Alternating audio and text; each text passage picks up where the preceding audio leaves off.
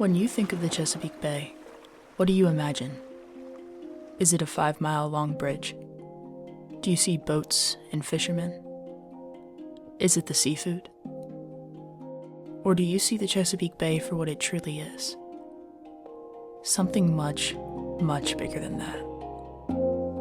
The Chesapeake Bay watershed covers 64,000 miles. Full of multiple biomes and stretching into half a dozen states, it is home to thousands of species and over 18 million people. With so many lives relying on this watershed, monitoring itself is crucial. And that's where the Chesapeake Monitoring Cooperative comes in. The CMC consists of 5 organizations called service providers who help manage and guide the CMC's programs. Before the CMC, there were no specific guidelines for organizations collecting data on the watershed. 15 years ago and prior to the CMC, everybody had to set up their own systems in order to get data into all of these different places. We started off and people were monitoring, but no one really knew what indicators they were monitoring, what methods they were using. In 2015, the CMC was created to bring order to data collection methods and put an end to the data shortage. Now we've kind of built this network where everybody is adhering to our same quality assurance plans. They're following the tiered framework and making sure that that data is of known quality. After identifying a need for data unity, the CMC recognized how much manpower this project would require. With so much land to cover and little funding, they faced their first obstacle, data collection. And how they solved it was through the use of volunteers. As there's been a shift away from federal involvement in environmental work that we've seen recently, I think the need for community science is just going to grow. That's one of the great things about the CMC is it's citizen science a lot of the time. What the volunteers are doing is saving money for the states and the federal agencies. So if I go out and I spend my time, that's savings and a benefit to everyone. A vital demographic of CMC volunteers are students. It's energizing to see these young people that really care about the environment and are so concerned about clean water. There's a general feeling that people of that age range are more pessimistic now. We don't see that. We have extremely engaged students that actually motivate us to do more. They really see the opportunity to improve water quality and are willing to go out and do almost anything. Bad weather, bad conditions, heat, cold, you name it, and they'll go out and do the work. So what is it exactly that these volunteers do? We have groups doing chemical testing and looking at a wide variety of parameters. Water sampling can be done from boat, from bridge, off your own dock, anywhere that you can reach the water. Sometimes it's people in waders going waist high in a stream. There's so many different kinds of waterways and people are putting in the work to take data from all of them. A lot of our state and federal agencies, they have very robust monitoring programs, but they're fairly limited in the scale and the scope of where they can reach.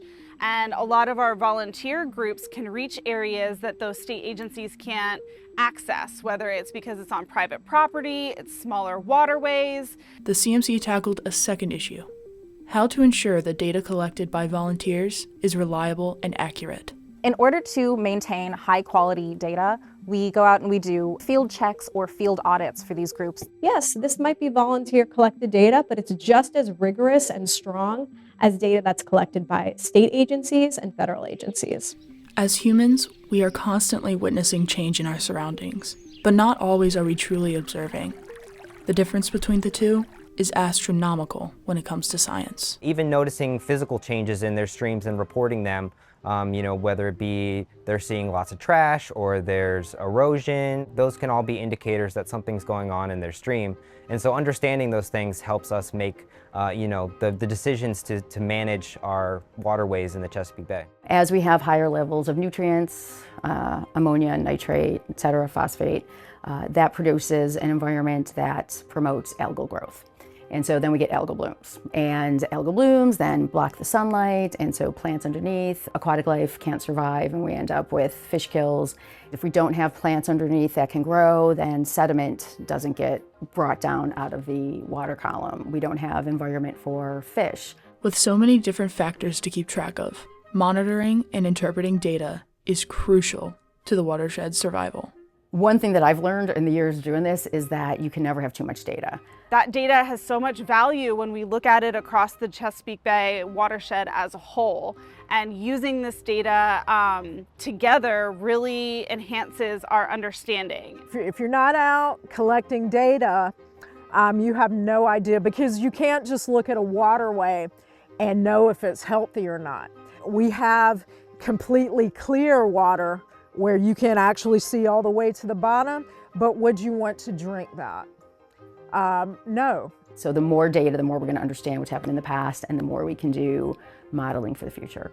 In order for all the data to be accessible and interpretable, the CMC developed the Data Explorer, which allows people and organizations to easily find information on their waterways.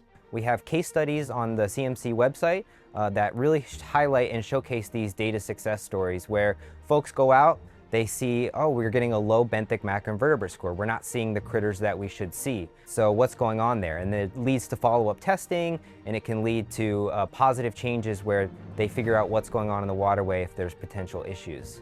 What happens next is a process that goes all the way to the state legislators. The Bay's report card is super important, and it's really great to have granular information about really local areas, because the Chesapeake Bay watershed is huge. And it's really important for people to be able to look at, what is the water by my house doing? How is the water that I'm fishing out of? It's just as important to get really small scale information that's locally actionable, so that people can develop plans to take restoration action or initiate cleanups and stuff like that. The impact of this program is really being able to have additional data sets that can inform our regulatory decision-making action. This type of bottom-up approach of community members and volunteers really having a big impact is needed as much as a top-down approach of policies and regulations.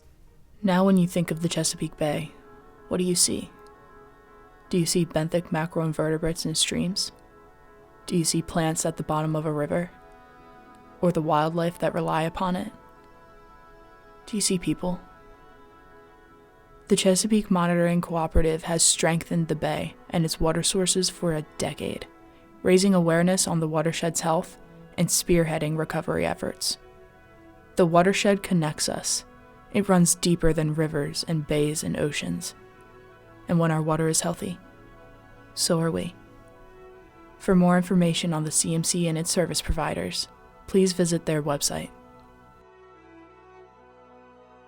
Thank you for watching QACTV.